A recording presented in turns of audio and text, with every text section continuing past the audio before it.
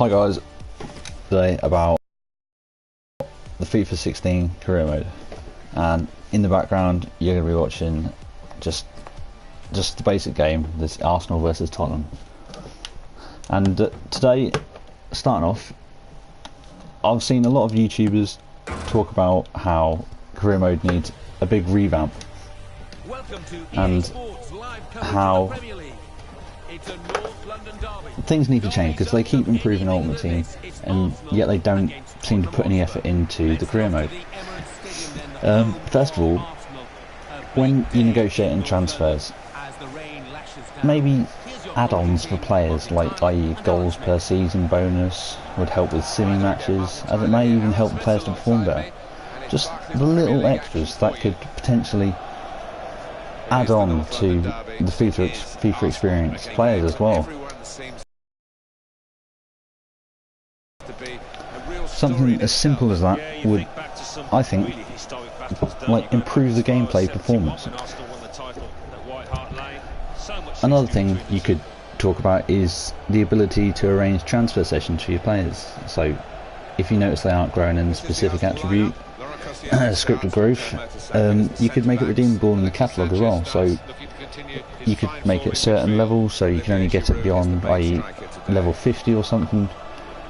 But it's just something that would help everyone, because I'm sure there's some of you out there that gets annoyed with only certain players growing in certain attributes, and well, for one, I definitely get annoyed about how all the players seem to grow at the same rate, no matter how old or how young they are.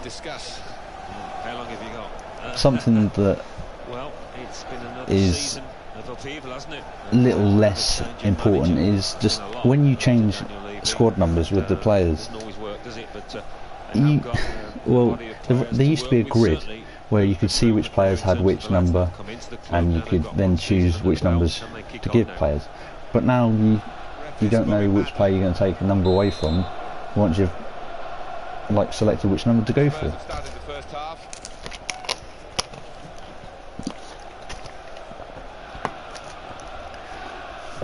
Another thing that would be fairly beneficial would be manager sackings and getting approached by another club to manage them. You don't seem to see that too much in this career mode, or especially manager sackings. But if a team isn't doing well, say like Burnley this season, they've just got relegated. In the game, they'd stick with Sean Dyche throughout the entire 15 years you can play them. That doesn't seem realistic at all. I mean, if a team's doing badly, they may sack their managers 2 or 3 times a season in some extreme cases. I mean, to make the game more realistic, isn't that the point? As in, feel the game, get it more realistic. Another thing I think they should bring back is, I don't know how many of you remember, but there used to be a mode where you could sim a match and jump in halfway through, and if your team wasn't doing too well, it's like, I can't remember what it's called, I think it was sim and play or something. But yeah, you could see the game from the sideline essentially, a bit like Football Manager I guess, but in addition to just simming the game, you could, as I said, jump in if your team isn't doing well, or if you feel it's a much needed match, not much needed match, much needed game for you, but you just wanted to rest players. For instance, it was a Capital One Cup game. I know people don't always take the Capital One Cup game seriously because it is well, it doesn't do much on FIFA. It's hardly any money if you're a top class team. I mean, 79,000 I think it is for winning it. That's nothing to a team like Chelsea or Manchester United or Arsenal. I'm an Arsenal fan, if you didn't know. That's why there's Arsenal going on in the background. Another thing you could also have is there's currently 5 tabs in career mode. There's central, squad, inbox, transfers, and I think it's either other or settings or something. But you could just modify 1 or 2 of those tabs. So for instance, instead of having the transfers and office, you could make it so, like ground, you could have a ground, and then on that tab you'd see an interactive screen where you could have a training ground, you could have a medical centre, you could have an office, just different things. Referee's pointed for a free kick here. I mean, you could have, for instance, in the training ground is where you could obviously train your players and do different. You could even do skill games, incorporate skill games into the career mode, and by playing the skill games, you improve those players and stuff, which I think would be a good addition. It's just something that would improve FIFA 16 career mode, because obviously they put all their attention into the Ultimate Team, and I understand that is the biggest game mode probably because of all the YouTubers and everything like that. But I feel like for those of us who don't always want to play Ultimate Team and just want to play an offline game, the experience doesn't seem to be as valued by EA. Also, in the training ground, you could have, for instance, the medical centre where you could see all the injuries. You could also have, you could see your stadium in there as well, so you could then go into the stadium and look at your messages. They could call it ground or map or something like that. With the naked eye, I don't think anyone could have been sure either way. Now we are sure with this technology. Well, the opposition appeals so convincingly at the time. You think, oh, that must have been a goal, but no, it wasn't. Yeah, as you can see, not quite over the line.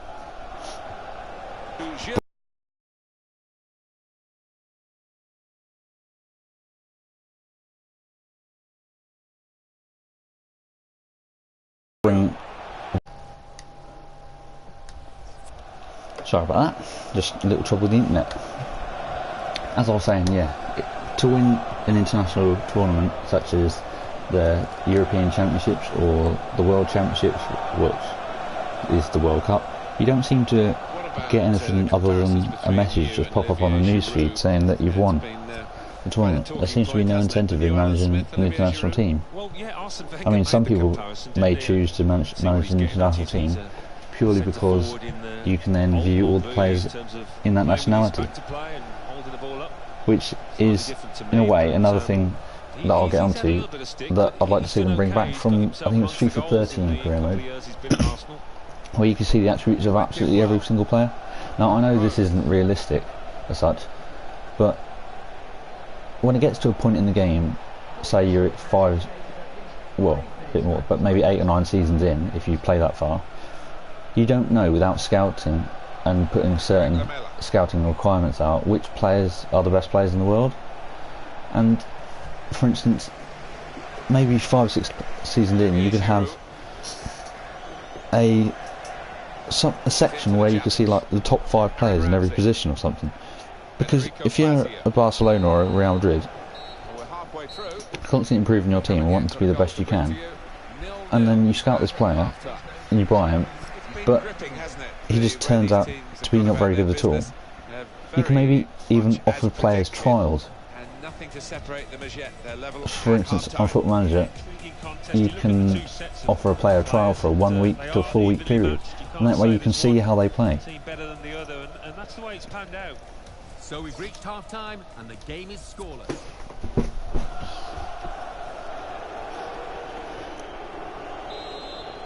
Another thing with transfers and stuff on this FIFA is you can approach to buy someone, but they won't always allow you to accept it. So on Football Manager you're allowed to buy someone but loan someone as well. Well, that even happens in real life. So you, for instance, Arsenal bought Gabriel Paulista from Villarreal, but with that deal Joel Campbell's loaned to Villarreal as a replacement. Well, not as a replacement for a centre-back, but you know what I mean, just as someone else for their squad. This doesn't seem to happen in one transaction on FIFA. I don't know whether it's too hard to game code or anything, but one thing I would like to see changed in this career mode is, as Tottenham go down to 10 men, one thing I would like to see is, if you tackle outside the box, you may pull the shirt once or twice, but you don't hold the shirt the entire time the defender is running all the way through the 18-yard box before the referee actually gives you a penalty because the keeper collected the ball and accidentally tripped up one of your players. That wouldn't be a red card. In real life that wouldn't, in my opinion anyway. You wouldn't get a red card for a keeper collecting the ball. Some penalties seem to be really soft in this game. some penalties seem to be really harsh, or there isn't enough penalties given. For instance, you could win a ball and win it perfectly. You get the ball first, not the man, but you may even get a red card because you got the man on the follow through. Now, that might be yellow, but I wouldn't have said it would have been a red card offence. And that will be a throw.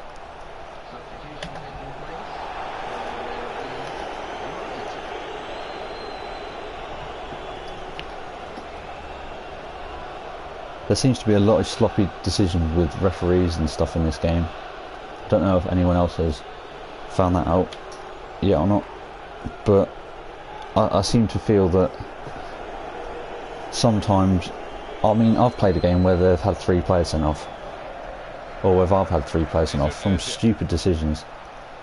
Now, me having 3 players sounds like I'm not the best player at FIFA, and I'll admit I'm not the best player at FIFA, but as Zeus puts Arsenal 1-0 up, but I do my best. I'm okay at FIFA. I'm not the best, as I said.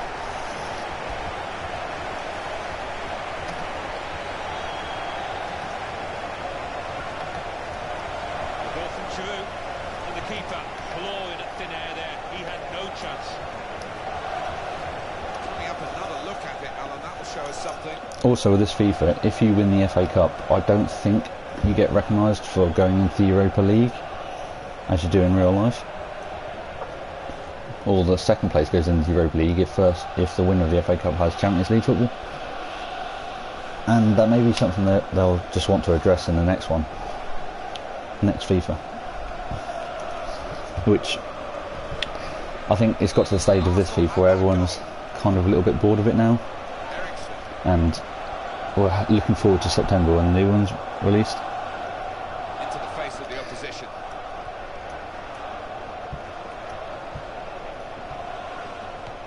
For Sanchez.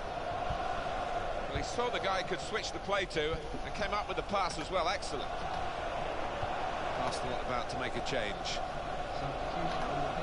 Well, it might be a good idea just to get a fresh player on and cement their position as they look to hold on to this lead.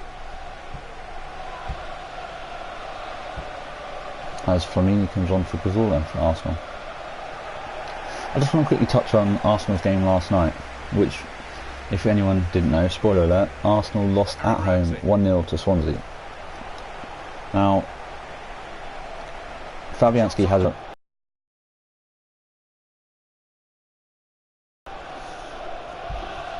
Arsenal just didn't seem to be on top form from what I was watching, and it's a little bit disappointing because after I think there's a 10-match winning run, or 10-match undefeated run rather, we lose, or Swansea have done double over us for the first time since, I think it's in 33 years. It might be 33 years. Correct me if I'm wrong, you have to leave it in the comments or something. What can Tottenham do now in these closing But stages? I was a little bit disappointed with that. The opposition manager put another centre half on here to try and cope with this aerial bombardment that's about to come, I think.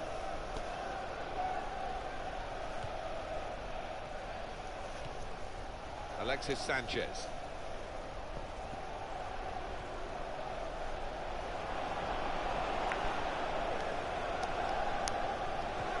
Throw in here. And Arsenal are going to bring on some fresh legs.